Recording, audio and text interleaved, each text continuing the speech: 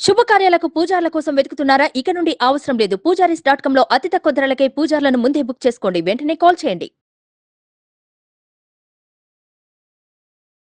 నమస్తే, welcome to Suman TV. నేను మీ యామ్ని. ప్రస్తుతం మనతో ఉన్నారు ప్రముఖ ఆధ్యాత్మికవేత్త, ప్రముఖ జ్యోతిష వాస్తు పండితులు గురుస్వామి బ్రహ్మశ్రీ రాజన్ నంబూద్రి గారు ఉన్నారు. వారితో మాట్లాడదాం. నమస్కారం గురుగారు. నమస్కారం తల్లి. గురుగారు, ఇప్పుడు అఖండ వెల్లుల్లి అంటారు కదండి, అంటే ఇప్పుడు మనకి అర్జెంటుగా డబ్బులు కావాలనుకుంటే దీని ద్వారా ఎలాంటి రెమెడీ అనేది చేసుకోవచ్చండి మనం? ముందుగా శ్రీ మహాగణపతి దేవతోభ్య నమః. చూసే భిక్షుబంధులకి నమస్కారం. స్వామియే శరణమయ్యప్ప. ధనాన్ని వశీకరణ చేసుకోవడానికి మనకి ఎన్నో రకాలమైనటువంటి సిద్ధహస్తులు, సప్త ఋషులు కానీ, సప్త దేవతలు కానీ, మునువులు కానీ, వీళ్ళందరూ కూడాను ఎన్నో రకాలమైనటువంటి బ్రహ్మాండమైనటువంటి రహస్యాలు, అఖండమైనటువంటి నిధి ప్రాప్తి పొందుకోవడం కోసము, ధనం ప్రాప్తి కొనుక్కోవడం కోసము అన్నీ కూడాను చాలా వరకు మనకు 5,000 6,000 సంవత్సరాల కిందనే మనకు పొందినటువంటి ఈ యొక్క వశీకరణ శాస్త్రం. అయితే ఇక్కడ మనకి ప్రకృతిలో ఏర్పడేవంటి సులభంగా ధనాన్ని వశీకరణ చేసుకోవడంలో అనేక రకమైనటువంటి వృక్షాలు మనకున్నాయి. అనేక రకమైనటువంటి మనము పదార్థాలు మనం వాడుకున్న వంటి పదార్థాల్లో కూడా కొన్ని ధనాన్ని వశీకరణ చేసేవంటి ఒక శక్తి మనకు కనపడుతూ ఉంటుంది. అయితే ఇది వాడుకోవడం ఎలాగా అంటే, పూర్వం ఎలా చేసేవాళ్ళంటే, అప్పట్లో ఐటీ కంపెనీస్ ఉండేవి కావు, కాల్ సెంటర్స్ ఉండేసి కావు, ఇలాంటివి ఏమి ఉండేది కాదు. ధనాన్ని వశీకరణం చేసుకోవాలి, అక్కడ ఒక్కటే కార్యం చేసేవాళ్ళు. అప్పట్లో మునులు, ఋషులు, తపస్సు పరులు వీళ్ళంతా ఏం చేసేవాళ్ళు అంటే, చేసే యజ్ఞం చేయాలి, రెండవది అన్నదానం చేయాలి, వచ్చిన అతిథులకి చూసుకోవడానికి అన్ని వసతులు, గృహాలు నిర్మాణం చేసుకోవాలి. అంటే పూరి అది హర్స్ టైప్ లాగా ఉంటుంది. ఆశ్రమాలు ఉంటాయి, వేద వ్యాసుడు కానీ విశ్వామిత్రులది కానీ ఇంకా ఎన్నో రకమైనటువంటి వీళ్ళందరిది కూడాను వాళ్ళు ఏంటంటే ఆ డబ్బులు ఎలా సంపాదించుకోవాలి సులభంగా, అంటే ఎక్కడ దొంగతనం చేయటమో, దోపిడీ చేయటమో, ఇంకేదో చేయటమో కాదు, తపస్సు ఆచరించి అద్భుతమైనటువంటి శక్తులను సృష్టించేవాడు. ఇప్పుడు మన విశ్వామిత్రులు వాళ్ళు ఉన్నారు. వారు ఏం చేశారంటే, దేవతలు ధిక్కరించినందుకు కారణ నీ తపస్సు ఫలించదు అని చెప్పి ఆయన సొంతంగా మళ్ళీ ఘోరంగా తపస్సు చేసుకుని ప్రతి సృష్టిగా పనులు అన్నీ సృష్టించారు. దాంట్లో నార్మల్గా సృష్టిలో వచ్చేవంటి వెల్లుల్లి వచ్చేసి చిన్న సైజుగా ఉంటుంది. విశ్వామిత్రుడు సృష్టించిన వంటి అఖండ వెల్లుల్లి అంటారు, దాన్ని అడవి వెల్లుల్లి అంటారు.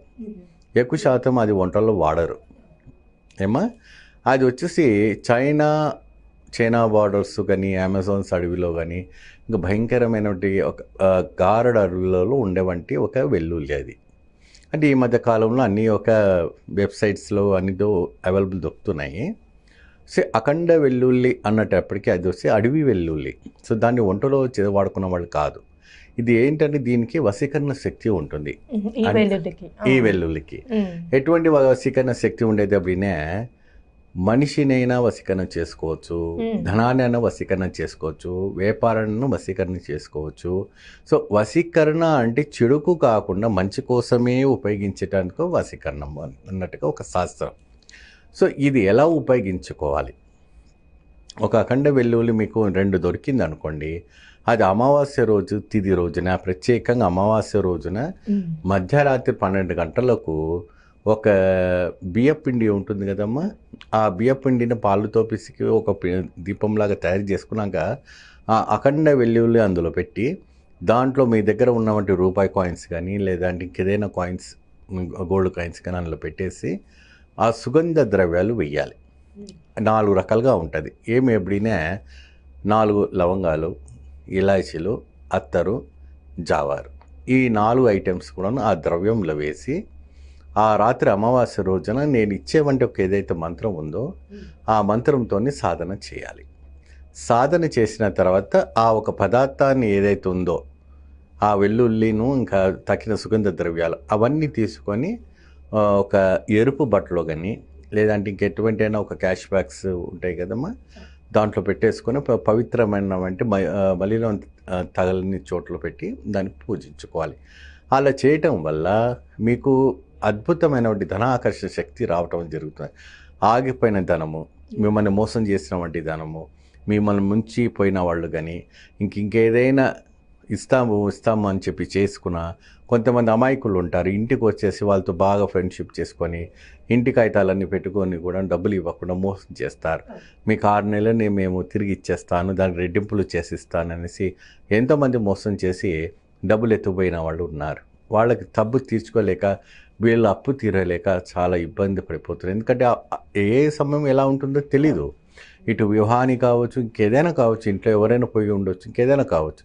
సో ఇవన్నీ ఏంటంటే సిస్టమేటిక్గా మనకు అన్ని అకస్మాత్తుగా ధనప్రాప్తి కలగాలి అంటేనే మనకి ఈ యొక్క అఖండ వెల్లువలతోని ఈ యొక్క సాధన చేయాలి. అంటే గురుగారు, ఇప్పుడు మన అనుకున్న పని అయింది అనుకోండి, అది అలానే ఉంచొచ్చా, లేకపోతే ఏదా నీళ్ళలో కలపడం అలాంటివి చేయొచ్చండి? ఇప్పుడు డబ్బు అనేది నిరంతరంగా మనకి రావాలి కదా.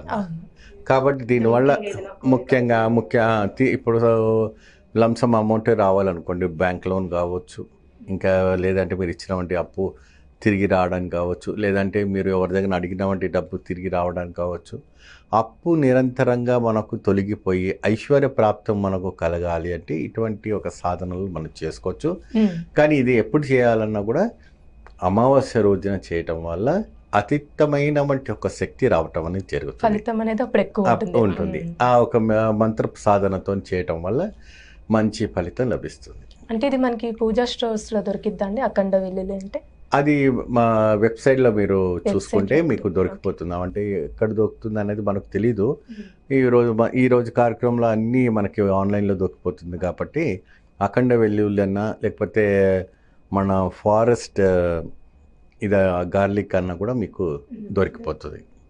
ఫారెస్ట్ గార్లిక్ అని మీరు కొట్టేసినా కూడా మీకు దొరికిపోతుంది. పెద్ద సైజుగా ఉండి అది వంటకు వాడరు ఎక్కువ శాతము.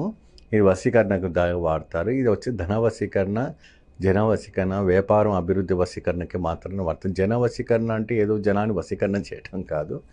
అంటే ఒక రకంగా మనకి బిజినెస్ డెవలప్మెంట్ కోసం వాళ్ళు, బిజినెస్కి తగిన వాళ్ళు అప్పులు తీర్చిపోయడానికి, ధనాకర్షణకు రావడానికి కోసం ఇది చేయటం అనేది జరుగుతుంది. ఇది 100% జరుగుతుంది.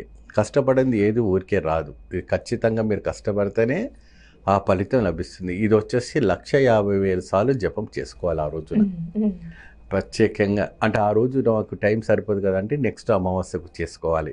సంఖ్య ప్రకారంగా చూసుకొని మీరు చేసుకొని 150,000 సార్లు జపం చేస్తేనే దానికి ఒక ఫలితం లభిస్తుంది. చాలా చక్కగా తెలియజేశారు గురుగారు. స్వామి శరణం.